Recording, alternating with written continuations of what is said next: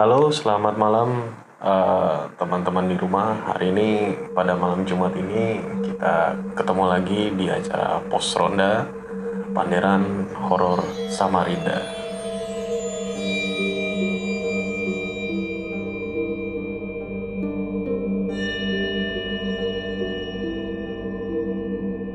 Kali ini kita bersama narasumber, ya salah satu kawan kita yang mempunyai cerita seram dan horor untuk diberikan kepada teman-teman yang ada di rumah yang menyukai cerita horor-horor yang ada di seputaran kota Samarinda. Kenalin dulu Bang, siapa namanya? Nama saya Taruna Jaya, bisa dipanggil Uta, Bang. Uta ya. Jadi Bang Uta ini punya cerita yang unik Bang ya, seputaran kehidupan Bang Uta dalam hal-hal yang mistis ya. Jadi boleh di-share Bang gimana ceritanya? Ini kejadian yang saya alami sendiri pada tahun 2000. Mungkin saat itu kira-kira saya berumur sekitar 8 atau 10 tahun gitu, Mas. Gitu. Jadi lalu gimana ceritanya? Lalu gini, pada saat itu kalau nggak salah sih bulan Ramadan itu ya. Bulan Ramadan, pada saat itu lagi musim-musimnya anak-anak itu berkelompok keluar rumah mulai kira-kira jam 12 sampai jam 1. Jadi saat itu pada bulan Ramadan lagi musim-musimnya anak-anak itu kan keluar pada jam 12 malam sampai jam 1 tuh bangunin orang gitu Bang. Bangunin orang. Ada yang cuma jalan-jalan aja keliling-keliling kampung gitu, patroli lah gitu biasanya kan. Ini kejadian berarti di sekitar rumah Bang Uta ya? Iya, bisa sebut tempatnya lah. Boleh sebutin. Ya di Teluk Lerong. Ya. Jadi Teluk Lerong itu kami ini teman-teman sekolah saya waktu saya SD tuh ikut andil juga nih. Jadi kami pagi janjian ketemu nanti ngumpul di rumah saya sebagai jadi base camp gitu Bang. Jadi base camp tempat saya ngumpul nanti jam 11 malam gitu. Nah jadi sudah malam nih. Sudah malam. Jadi waktu ini sudah menunjukkan jam 12 malam. Teman-teman satu persatu perlahan ngumpul di rumah. Jadi sudah ngumpul itu di rumah sekitar 5 orang. Sudah sekitar 5 orang. Jadi dengan modal 5 orang, kami mulai berjalan-jalan keliling kampung. Kami ini bawa ini Bang, bawa lampu. Anggap aja apa namanya ya? Ya lampu lah. Jadi dari kaleng susu bekas gitu dikasih lilin, terus belakang dibolongin. Jadi ini untuk nyenter-nyenter jalanan gitu kan. Kan dulu tuh penerangan dalam kampung kan belum merata gitu, jadi masih gelap semua. Jadi kami lewat gang sempit, gang kecil gitu, sambil bangunin orang sahur.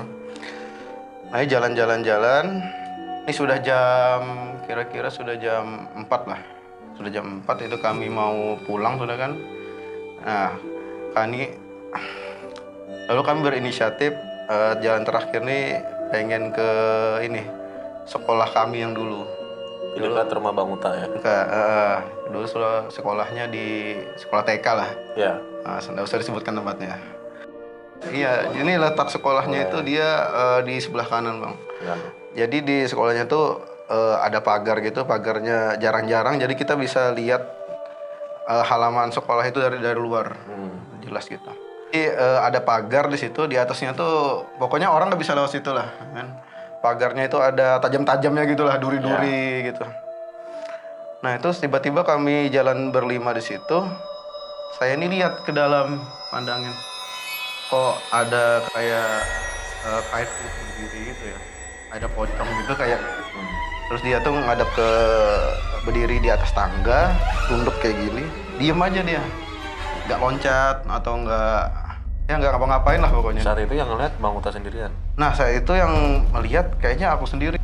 Jadi aku nih nanya ke temanku Bang, wah itu tuh ada pocong di situ tuh. Mana Bang? Itu tuh 4 orang. Nggak ada tuh. Itu loh nyatanya jelas tuh lagi berdiri diam nunduk di situ. Oh nggak ada. Nah, sudah kita pulang aja. Jadi saat itu yang ngeliat cuma Bang Uta, yang lain yang nggak lihat ya? Iya, jadi nggak lihat. Aku pandangin terus aku balik ke rumah itu kan, pandangin terus. Ih dia ngadep ke aku, pocongnya itu. Mukanya itu hitam, matanya merah gitu. Jadi pas saya pulang itu, sampai ke rumah, kok masih ini rasa-rasa merinding gitu bang. Rasa merinding. Ternyata saya pas saya masuk kamar, masih merinding juga nih. Kenapa ya kok ada yang ngikutin gitu.